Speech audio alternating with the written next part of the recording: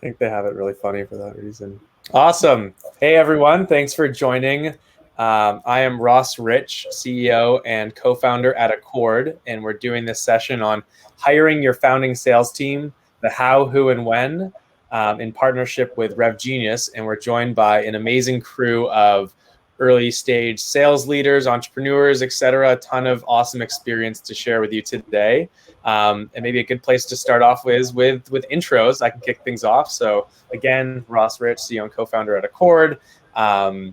And prior to starting Accord, the last couple of years, I spent about 5 years at Stripe helping build out the sales team there. And previously was in the music industry at Columbia Records, but that is for another time. And to kick things off, I will pass it off to Jen here to introduce herself real quick. Hi, everyone. I'm Jen. I was the first business hire at Assembled and now lead our sales and customer success teams.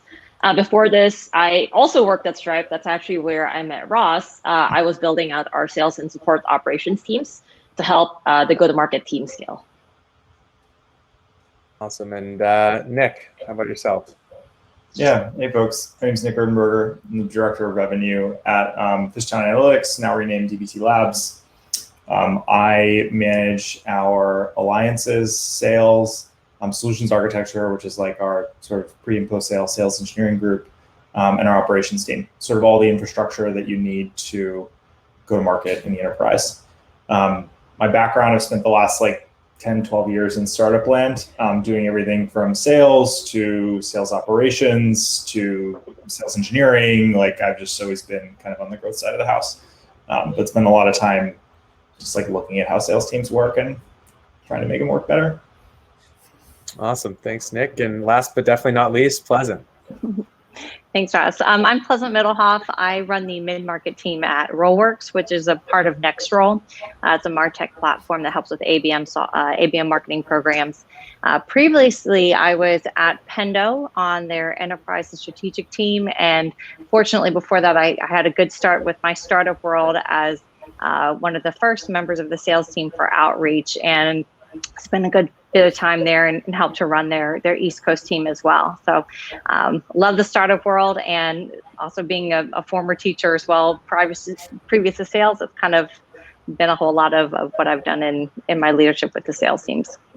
Awesome, thanks. And I think the best reps and sales leaders that I've met, a lot of them in my career have been previous teachers. So maybe we'll touch on that at some point if we have the time. But to kick things off, so we're talking about all things early stage hiring on the go-to-market and sales side of things. I think a good place to maybe start is, what roles do you think of when you hear founding sales teams? Because now there's a lot of, talk about, like Nick already mentioned, sales operations, revenue ops, et cetera. When you think about those first, key 3 to 5 hires, what does that team look like to you? Nick, I'll let you start this one. Yeah. So assuming that you are just getting started in the revenue phase of the company, where you actually want to make money. It's not just we'll get some beta customers and we'll figure it out.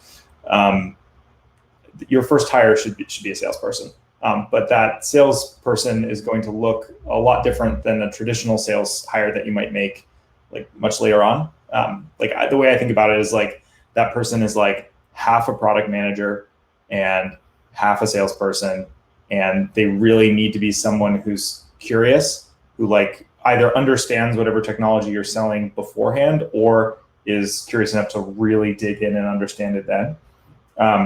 And they're also going to want to be someone who's cares a lot about the company and its long-term success. And those are kind of the 3 things that I think about and look for. But that's the first hire. You don't need ops until you have at least 5 or 10 people.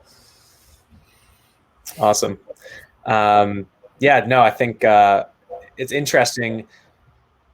I think it depends. Yeah, I think traditionally, if you're definitely not a salesperson and leading the company, hiring a that salesperson makes a lot of sense. I've also heard some positive feedback around hiring a CS lead to help scale that first founder, CEO / rep, if they have that experience. But yeah, if that's not your person and you're tapping out and you kind of help generate those first conversations and looking for someone to come in, I definitely agree. Pleasant, what are your thoughts? Yeah. Well, I think that you would probably agree with me, Ross, that your first salesperson is actually the CEO or the founder of whatever company. Because I think every one of us have worked with the founders that have been the BDR, the SDR, the CS person, the salesperson. But I think that it's really important to hire a revenue leader early on. I think that you can hire really great sales folks, but it's important to hire someone to actually start building out the strategy and take some of that off of the CEO or the founder, whoever's leading the team. I think AE for sure, someone that is a hunter, that is hungry, that has demonstrated the risk and reward side of their sales career, because that's what they're doing with a small startup, is they're adding a lot of risk, hoping to get a big reward. And I think that hiring someone on the marketing side as well, someone that can help to enable the sellers, because knowing that we don't, salespeople aren't necessarily the whizzes of content creation and, have the ability to measure and test and to iterate on messaging. And so having that marketing support also is going to be important to enable your salespeople. Totally. Yeah. Great early partners there. Yeah. The approach that we took at the Assembled side, instead of thinking about it as a founding sales team, we actually just thought about it as like a business team. And the way that we approach it, I think very much agree with you, Pleasant. Like our CEO and our founders, frankly, were all the first few salespeople and really proving the motion over there. And then the approach that we took was we hired 2 generalists, like on the business side. And the idea there was they would help in doing sales, but also doing the onboarding, the success, and really kind of playing the role of the product manager that Nick had mentioned, which is like, how can you identify the patterns from what you're seeing in customer conversations and help the company connect the dots in terms of what needs to be building. And having a person who was a bit more of a Swiss Army knife who could do many different things, including things like marketing, was actually really helpful in getting our motion to a point where that was when we knew we needed to start specializing further and actually start building a proper sales team from there.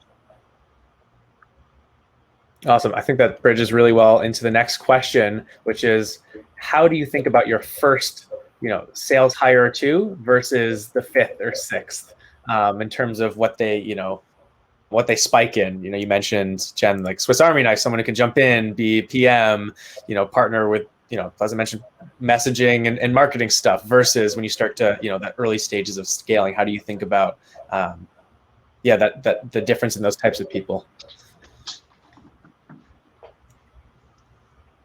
Was that for me? Sorry. Yeah, yeah. I think when I think about the first few AEs, I think the first thing that's like really important is that they're going to set the tone and the culture for the rest of the sales team. So it's really important that you hire folks who are going to be good leaders. But I think the things that we look for are definitely curiosity, wanting to make sure that they have the horsepower and the interest to like understand the market, the product, like the space. Like so much is like changing and they need to be able to like keep up with that, versus just someone who just wants to close deals and like run a playbook. Like I think there needs to be a lot of creativity, because there's a lot of things that you need to figure out for the first time, and they need to be really resourceful, because you're not going to have the resources of a bigger company. And so they need to really be creative in terms of like making things happen. So those are some of the things that we like look for this first 2 sales hires at Assembled. Awesome. And Nick, what are your thoughts on that? Yeah, I pretty much agree. I agree 100% with Jen. But what I'll say is like I specifically look for someone who's been at 2 or 3 startups before, like they've done at least 1 startup with less than 15 people in it, 10 people in it, because it really is a bit of a shock when you do that for the first time. It's like a whole different world. You come in and we're like, all right, what's the pitch? I'm like, I don't know. You figure it out, and so I think, startups are generally, I think, an amazing place to grow and learn, but they lack infrastructure and they lack like structure for learning at all. And so when you put someone who's never done that in there before, you're just rolling the dice. And so, I think for those first couple hires, like, you find folks who've like done it before, who've like actually worked at a really tiny company and like know what that's like and know what it is required to be successful. And it's all the things that Jen described. It's being resourceful. It's, looking at the product and what the product needs just as much as what the customer needs. It's a mix of all those things. Totally, yeah. Some really, really good points. And pleasant, curious to hear both of those mesh with your thoughts. Well, Nick, I'm such a big proponent of that too, because it is a culture shock when someone comes in and they've had the big arm of the brother coming around them with marketing and support and success, and then realizing that they are a jack of all trades as a startup company. So I think that an early AE needs to really be able to connect with the mission and the value of your product. And I think that's really important to dig into from the very beginning is, why would you want to come here and help with this? Because, sometimes we do a great job of selling what we do and selling the technology we have, but it's that storytelling capability that gets those early customers to buy into you as a company. And you need to really have someone that can build that relationship and build that story and help to get customers excited about partnering with you as you grow, and not just being sold on what you have today. So I look for that storytelling capability for sure, and the ability for them to articulate what it is about this space in particular, why it matters to them and their personal experience, and how that's going to support the customers that they're going after, just so that they can have that passion, that drive to continue forward with us. Totally. And that's honestly something that I feel like I just kind of discovered from having a few of these conversations with early sales leaders and CEOs, is like the difference of your first 10, 20, obviously it depends on like if you're selling enterprise, mid-market, or SMB, but like that first set of users, if it's SMB, maybe that first 50, mid-market, maybe that first 10 or 20, why they're buying and how they buy is just so different than when the company matures. And they really need someone, like you're saying, that has that storytelling capability, that is able to even come up with a story without all of that support, and kind of learn from hearing the CEO or founder, whoever was pitching it before, and kind of take that passion. And I think the best word that I've heard to describe the right like skill set of those first reps versus maybe that fifth or sixth is evangelist. Like they're really evangelists of your company, of your product, of your mission, more so than the features and functionality and all the other things that you've learned that connect with that persona. So I think that's a really great point, and maybe a good way for people to think about who might be right eventually for the team versus who's right now as the first hires. That unique differentiator. But wow, a lot of awesome questions just flooded in. So maybe we take a break from the scheduled programming to answer some of these. I love these types of questions. It's so difficult to answer. How do you measure success from these early reps? Do you put them on quota and put your finger in the air and say they should, based on our plan, they should sell this? Is it, fixed for the first year or two? Like, how do you think about that? Jen, who first set quotas for me when I was at Stripe years ago. Curious to hear your thoughts on how to approach that first. Yeah, it's funny because it's very timely, because like we actually just went through that shift at Assembled. So I'd say for the first few generalists that we hired, everyone's pretty much like on the kind of like a fixed salary. But then later on, when we're ready to build out like a sales team and had a good sense of the metrics that we had, we started like putting on like a quota and a commission structure. And the way that we had designed this is we wanted to incentivize the reps with a lot more of like the upside. So the way we did it is like there's no ceiling in terms of how much a rep can make. We put in a lot of accelerators. We used like benchmarks that we got from other companies because we had a good sense of our ACV. And so we set the quota based on that, create a lot of accelerators, incentivize the rep to go above and beyond their quota. And then we also put in a spiff to actually incentivize customer count. Because for us, we didn't just care about revenue, but we also cared about repeatability and bringing in a certain number of customers. So we wanted to really design a comp plan that really helped align the reps with what the company is going after. Awesome feedback. I think with even the comp and the spiff too, one of the things that a lot of companies shift away from, or what I'm seeing, is that the growth mindset with, how much you pay an AE on new business versus growing your current customer base. And I think that's an important incentive as well for early AEs, is that you'll land these customers. We're working out our pricing model.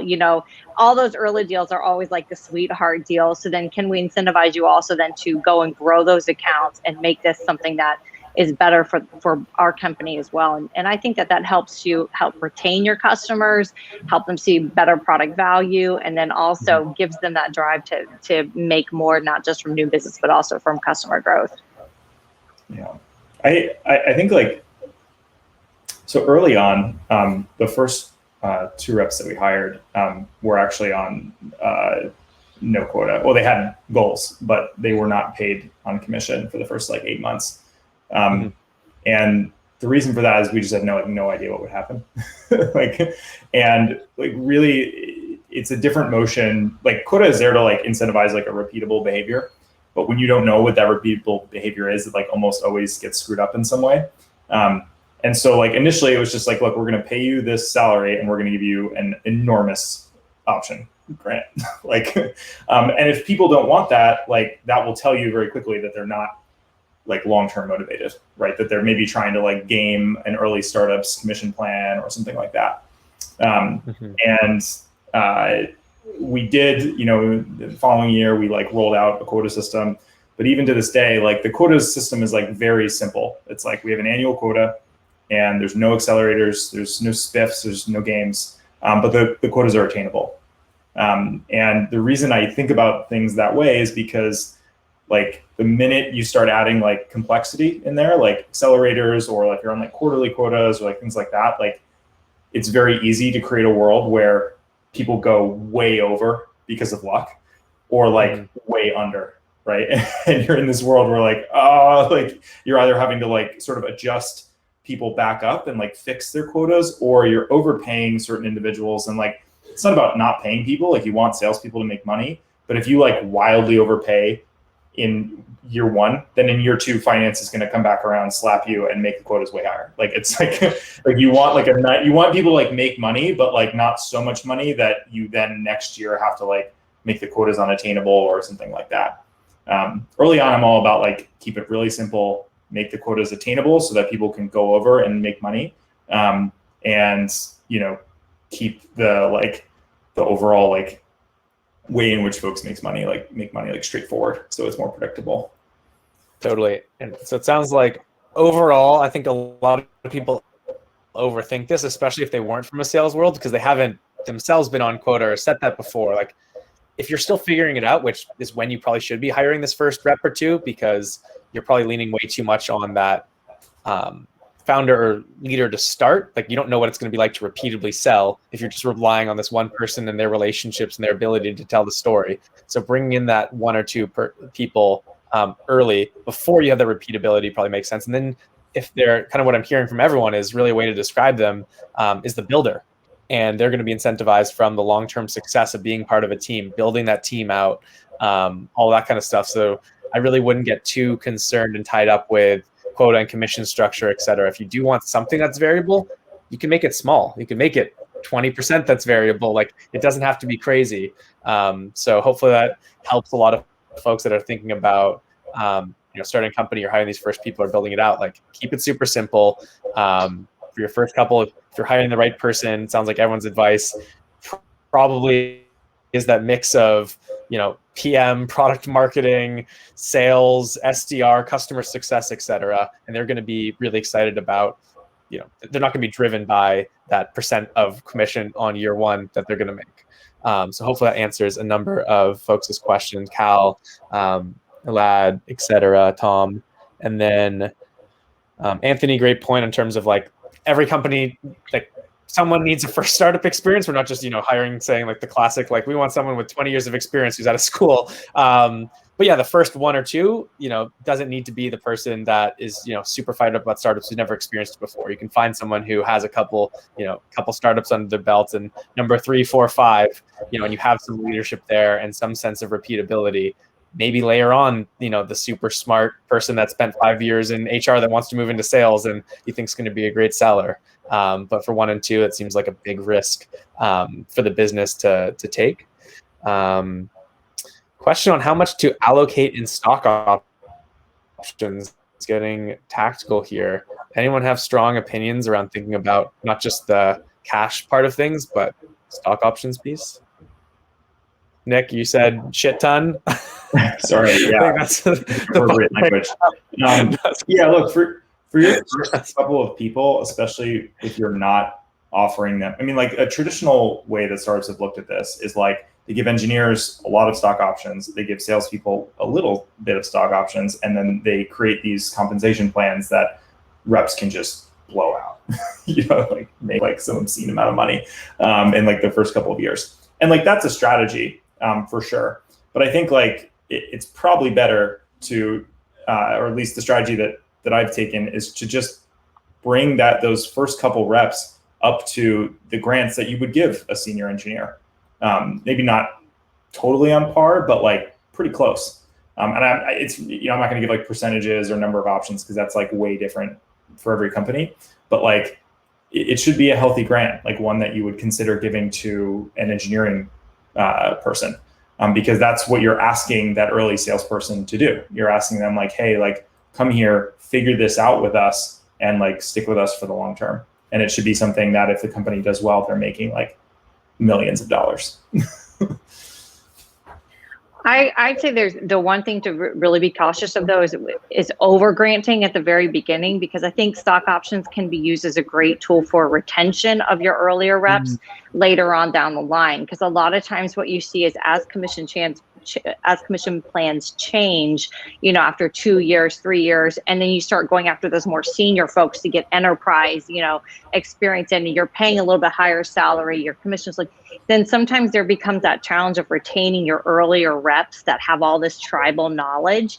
If there's not some extra incentive in there, like, hey, stick it out with us another, few months or another few years. And thank you for all the mentoring and the coaching and the work to stick it out here now that we're at this place where we're valued at a much higher rate. So it's also a good way to just help with retention of those earlier reps for longer term. Yeah.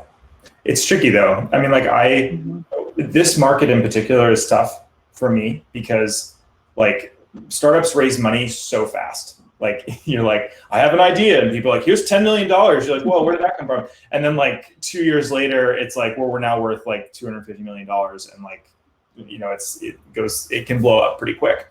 And so like the thing about getting in early with stock options is the strike price remains at like a reasonable amount, whereas the longer you wait, the strike price becomes something that's way less attractive. And so you actually have this like weird window in between like the earliest rounds and probably like your B round or maybe a C round, where like after those B and C rounds, like the value just like drops a ton because the valuation has got to a point where the strike price is like really high, which is why I tend to shift the options a little earlier on, and then shift to cash comp once you're in like BC land, because I think it's like funny. I think Jen and Ross are like smiling a little bit, like like everyone's gotten their early grant and then they have like their later grants, and they're like, oh, later grants, like whatever,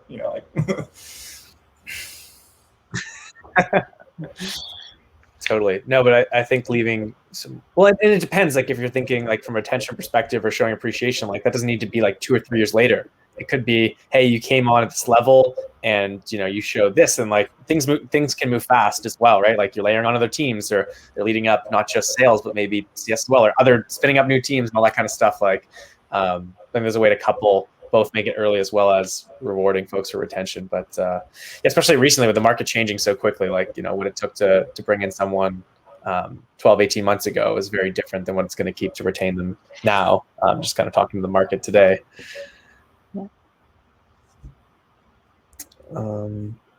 Cool. One specific question, and Jen, curious to hear your thoughts on this one. What's a good job title for the first sales hire? Because we talked about it being, they are the Swiss Army knife, and you want to make sure you're reflecting. I think it's funny because this group of people, I feel like really understands this role in this time of a company, but most people are like, I'm hiring a sales rep. They are going to do this. I'm hiring this type of person. Like that doesn't exist for the first probably 15, 20 people of a company, period. But I think sales is seen as like, okay, they do this. They're kind of like outside the company because they're externally facing versus product engineering, design, operations, et cetera. So curious to hear how you think about the titling for, that first or second sales or revenue hire. Yeah, believe it or not, we invented our own title for this one. And the one that we used for the longest time was a business generalist. And we kind of like that because we were looking for someone who would be able to help figure out the go-to-market strategy, kind of like zoom out and like see the big picture, but also like be boots on the ground. We didn't want to use terms like sales and success and support like very early on, because we did like the idea of having folks wear multiple hats and actually add value where it's like needed. So for instance, back in the early days of Assembled, sometimes things would just like be really needed on the sales side. And then sometimes it was like, we didn't have a lot of leads and then we need to shift to doing more marketing. And then suddenly sometimes we just got a lot of customers that onboarded and like needed people to jump in to do success. So for a while, the first few folks that we hired, the job description that we had was actually a business generalist, until we were able to build the go-to-market engine to a point where actually, no, we need dedicated people across each of the different functions. That's interesting. My only concern with that would be, are you, because you don't have the word sales in the title, maybe finding people that are more like operations, strategy, whatever, like want to come up with how the business is going to work versus like, I'm going to source X number of people this week and, you know, grind away at that or do X number of calls. But did you have, maybe you just like were thinking about that in terms of the hiring process and skewed towards the people that were more focused on the sales side? Curious how you approach that with the different I think titles. definitely we had to explain what the title meant and like what the day-to-day job was, because when you see it at first glance, it's very easy to think it's the same as like a biz ops type role, which is just a bit more the strategy, figure out the operations and stuff. But then we made it very explicit that this is very much like an 80% customer facing role. And then that 20% is you using the learnings from talking to customers to help in improving the company and advancing how things go. Totally. What are your thoughts? I'm simplistic. Account executive works because you know what the role is, and when you're reaching out to people, they know what your role is as well. I think if there's additional job layering, and really in the defined role, you're being more specific of, we expect not only new business sales but also to develop strategy to help with coaching, mentoring. A director of sales is a good one to use and gives them a little bit more of the leadership position. But I've always been at places where we're pretty simple with our titling. Awesome. Nick, what about you? Getting creative? No, I'm like super lazy with titles. I don't know. I feel like they always end up creating more confusion than it is worth. Our first sales hire that we made, we took him from Snowflake. And so we were just like, what was your title at Snowflake? And he was like, sales director. And we're like, great, you can have that. That's your title. and then everyone's a sales director. AEs now. Cool. Yeah, we did something a bit unique for similar reasons to Jen. The first couple hires, at a point where we need time spent on lead gen versus onboarding and CS versus actual sales. It's called it like go to market lead, and I feel like that really encompassed a lot of the things. And kind of spoke to the sales piece in a way. But yeah, I think you get slightly different people, and it depends, who you're hiring for, etc. Like Nick, you were already there, is kind of doing this like more generalist role. And then, you kind of, my understanding is you hired those AEs. Obviously they were still doing 1,000,001 different things. But you were kind of there in between, right? Yeah. Yeah. My title was like revenue lead. So you were the random title. Exactly. Yeah, I don't know. I mean, maybe it's survivorship bias, I was the random title. Awesome. Well, I'm looking, and I didn't even know we had this tab here, the questions tab. So I was asking everyone to ask questions in the chat. Apparently there's a whole tab for it. This is a really interesting question from Phil. What do you think of the idea that salespeople should limit the amount of time they spend at a startup before moving on and finding another if they're not blowing the doors off, where the limiting factor is lack of product market fit? I think it's a really interesting question, both for reps as well as sales leaders and CEOs. How do you set expectations appropriately when you're trying to find the best talent in a really competitive market, but you might not be at a place where you're adding millions of dollars of revenue a quarter and this person's going to be making hundreds of thousands of dollars immediately? it's kind of different stages, and that might happen right away. So like, balancing both the expectation setting and the quality of person you want to hire with just where the company is, and that just being so ambiguous most of the time at kind of pre-Series B companies. Anyone feel strongly about this one? I'll wade into this question. So there's a lot of things in this question that need to be answered. So like when you say limit the amount of time, like is that like months? Is that 2 years? Is it 1 year? Then the question is like, what does blowing the doors off mean? And like also, what does it mean? Like, how do you know that you're not finding product market fit? Those are all like great questions to answer.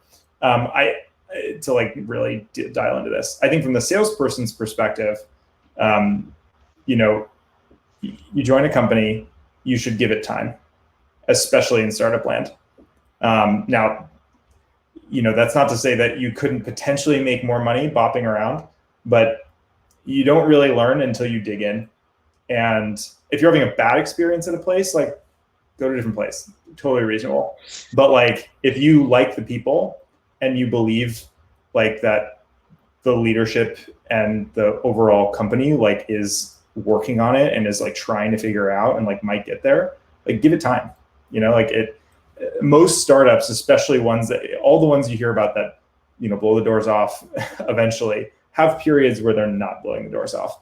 And that those periods actually usually start very early on, like when you're trying to sort of locate this stuff. And that's the key period where, getting in and helping and figuring this stuff out is like important. I think another thing to ask yourself as a salesperson is like, what stage do I want to get in at, right? Because if you're a Series B, Series C type of person where you want a lot more stuff to be figured out, you want to just go in and execute, you want to clear territory, you want like structure, right? You're going to have a bad time no matter what startup you join, if it's a seed or Series A company. And so I think that requires like just a little bit of introspection on yourself about like what do you really want? From the company's perspective, though, I think it's very important to be honest with yourself when you hire salespeople and give them compensation plans. I think where this question comes from is the belief that like a lot of CEOs are like, well, I think we're going to blow it out this year, so I'm going to set that expectation with my sales team. And then like they're only like 50% confident in it, Like you have to be honest with people. You have to be like, this could be a good year, it could be a bad year. I don't know. Like we're figuring it out. And if you communicate that, you'll get people who want to figure it out with you. But if you set expectations like, oh, we're gonna go nuts, and then it doesn't happen, then you've just kind of set poor expectations with people, and that's why they're quitting. So I don't know. Sorry, lots of thoughts on this. I'll be quiet. Great. You're so right there with that, Dinko, because a lot of companies will oversell themselves.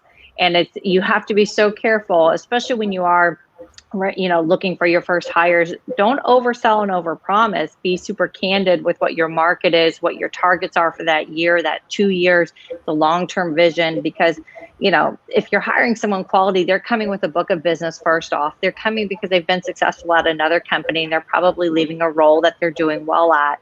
And they want to know that they're staking their claim in a company that's going to give them a good reputation, that's not going to oversell to customers, and certainly that's not going to underdeliver on everything that they're promising. So it is really important to be candid with your candidates. I also think at this stage, it's really like a question of stage fit. So I can kind of like share like how we approached it at Assembled. So back in 2020, we knew that we didn't have product market fit yet. And so our focus as a whole company was actually hitting a certain customer count, because to us, what was more important was repeatability, which is, can we actually figure out what the right product is and actually prove that there's some form of repeatability? And at that point in time, I don't think you would want to have, you hire the right people who have like that mindset and know that it's not going to be one where, you're going to be making like crazy amounts of money, because like we're still at the stage of like building what the product and the company is. The next year was when after we found that repeatability, it's like, all right, we got this momentum. How do we then kind of like put pedal and like add more gas to it? And how do we actually get to the stage where we actually capture more and more market share in like this target customer profile we had? And that was the year that we started thinking about, all right, bringing in like a sales compensation, bringing in like quotas, and actually finding folks who still had more of that builder mentality, but actually knew that in this case, there was a lot more momentum to like come in because there was more product market fit. Totally. Yeah. It's a tough balance between, like, you obviously they're going to pick a company that they're going to be excited about. So there is some sense of like why we're excited, what's happening. But yes, the candidness around like where we're actually at today and how we're going to get there, I think some people shy away from, but it's super important to that success. And hopefully the people that might want to leave after 3 to 6 months because it's not there yet, opt out based on that candidness, and you find the right people that are like, okay.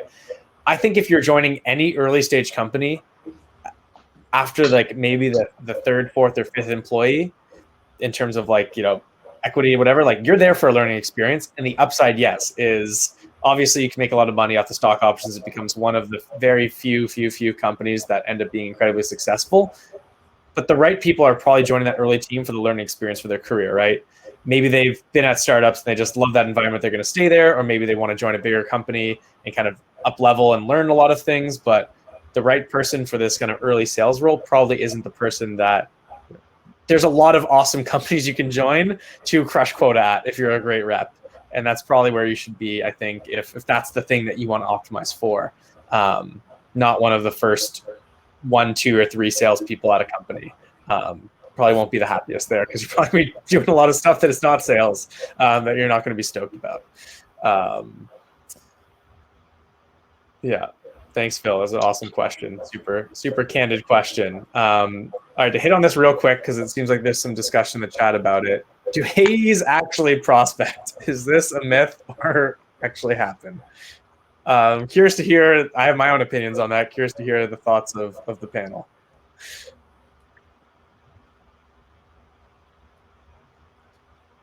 One of my favorite interview questions is when AEs start talking about their pipelines, and then I say, now, how many times have you actually achieved that in your sales career? And hearing the truthful responses, because, everyone says 3x, 5x their pipeline in order to feel predictable. But then the reality is like, how's that actually happen consistently? And what do you do if it's not happening consistently? I think that there's one other question that says, whom do you hire first, the SDR or the AE? That's come up a couple of times. I think that it's important to hire your AE first off because they need to be a hunter.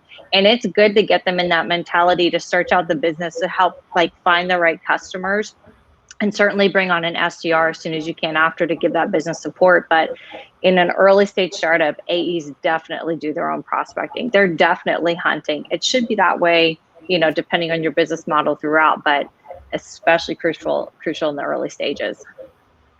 Yeah, I could not agree more with that statement. SDRs are an awful early hire to make. They to take the customer acquisition process and to split it in half so that you have one person who's just kind of reaching out into the ether and another person who's then qualifying and actually trying to close it is a terrible idea. You need someone to actually work the full life cycle, because the full life cycle is the only way you actually learn oh, these are the types of customers that I think are working. I think I'll reach out to 5 of those people, and it doesn't mean they can't have help, right? It doesn't mean you can't have marketing resources or resource from the CEO or the investors helping connect people, but splitting that up is not going to work good. And even so, I think the other thing about the SDRs is traditionally a very junior role. And so again, you get right back to the rolling the dice comment I made before, where you're hiring someone who's 1, maybe 2 years out of school, or that this is their first sales job, and they're just you toss them into an environment where they have none of the tools to succeed.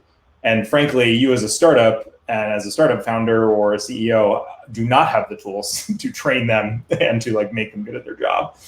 So that's a hard no in my mind. But A's should be prospecting. They should be building their own business. It's never as much as some people are 50% of your own pipeline needs to come from you, or 100% of your own pipeline comes from you. If that's the case, then what's likely happening is there's probably roughly 60 to 70% attainment across the whole org. Some people are doing great, but on average, most people are failing. And that's not that's an environment. A lot of companies do that. It's not the type of environment I want to build. So I think you need a prospect. I think it's like probably 25, 30% of pipeline though. Totally. All right. Well, we have time, I think, enough for everyone to quickly hit a question. And I really like, Mitch, that you added a very tactical question to folks that have interviewed probably collectively hundreds, if not thousands, of potential sales hires. What are some of your favorite interview questions when hiring an early stage sales rep? Maybe we'll limit this to one. Maybe if you have two that tie for number one, feel free to throw those out. But let's wrap things up with favorite interview questions for early stage sales rep. Anyone have one off the tip of their tongue right now? Can buy everyone time. I think I said mine. I like to just go on the kind of the negative side when people, because interviews are typically geared towards like give them your best, to show them your best self, like what you do and what your potential is. And I like to give that challenger mindset. Okay, but when have you not done that? And so tell me how you've been able to reflect and make changes based on what you know today. Because especially in the early hires, you want to see that people are reflective. You want to see that they can identify mistakes and pivot quickly and make changes in their process and their strategy. And so, while they're giving you the best, challenge them and see, when did you not give that? When was your worst at that? What made you change so you have that type of mindset to see how really well they're adapting? I have a similar approach to Pleasant. Like my favorite go-to question is, tell me about a deal that you lost that was due to your fault versus due to the product or like other teams, and then like really dig into the details there. And then I really like that question because I think it tests a lot for self-awareness, humility, and receptiveness to feedback as well. I don't have a particular question. I do have a line of questioning where I'm trying to understand if this person actually genuinely understands the products that they sell and is curious enough to learn them. And so I will literally just ask, like, tell me about this startup you joined. What was it selling? Why did it work? Why did it not work? How did you teach yourself that? Like, I spend a lot of time digging into, like, did they genuinely understand the business model that they were operating in? Or are they just sort of repeating back, like, what product marketing told them to repeat back? Awesome. Yeah, those are hopefully some good ones for some sales leaders and entrepreneurs out there to take into their own interview loop, as well as all the awesome advice that we've heard today. If you're listening live or recorded, again, Ross Rich, CEO and co-founder at Accord. We put this event on in partnership with Rev Genius, and appreciate the awesome, talented panelists for sharing all their amazing thoughts on hiring your founding sales team, the how, who, and when. Hopefully we delivered on that promise. And if you're interested in learning a bit more about Accord, feel free to check out inaccord.com or my LinkedIn page, reach out, ask any questions. And thanks for everyone for taking the time out of a busy day to check out some of our thoughts and learnings from years in the startup grind.